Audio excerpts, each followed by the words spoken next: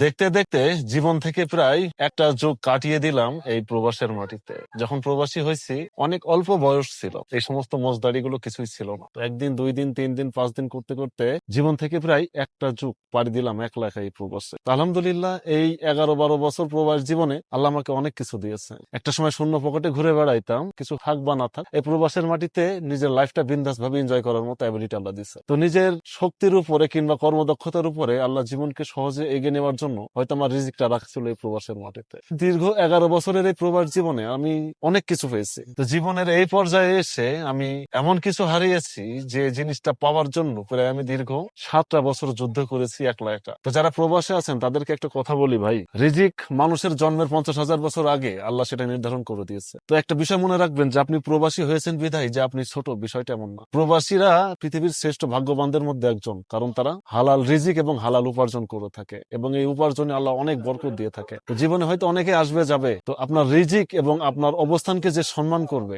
জীবন সঙ্গী হিসাবে তাকে বেছে নেবেন। যে আপনার রিজিক, আপনার রোজগার কিংবা আপনার অবস্থানকে সম্মান করবে না, ব্যক্তিত্ব বিসর্জন দিয়ে সেখানে প্রিয় হইতে যাবেন না। পৃথিবীতে যদি আপনার চোখের পানির মূল্য কেউ দেয়, সেটা একমাত্র আল্লাহ দিবে এবং আপনার মা বাবা। আপনার মা বাবা এবং উপরের আল্লাহ ছাড়া এই চোখের পানির মূল্য দেওয়ার মতো ক্ষমতা কিংবা সময়, সুযোগ, ইচ্ছা কারোরই থাকবে না। তো চোখের পানি ফালাইলে আল্লাহর দরজায় ফালাবেন কিংবা আপনার মা বাবার কাছে ফালাইবেন। যে কোনো জিনিসের বায়না ধরে হলো তাদের কাছে ফালাবেন, এর সঠিক মূল্য আপনি পাবেন। তাছাড়া যত শূন্যতায় অনুভব করেন, আপনার দুঃসময় বলেন, সুসময় বলেন, থেকে যাওয়ার মধ্যে শুধু আপনার মা বাবাই থাকবে, আর কেউ না। তো এই কথাগুলো বলার উদ্দেশ্য একটাই, যে পৃথিবীতে রিজিক অনেক ধরনের হয়, কিন্তু দুনিয়ার জমিনে মা বাবা যে কত বড় নিয়ামত, সেটা এখন এই বয়সে এই প্রবাসে এসে বুঝতে পারি। তো আল্লাহ পৃথিবীর সমস্ত মা বাবাকে দীর্ঘজীবী করুক, তাদেরকে সুস্থ সহি সালামতে তাদের হায়াতটা আরো দীর্ঘজীবী করে দিক ইনশাআল্লাহ।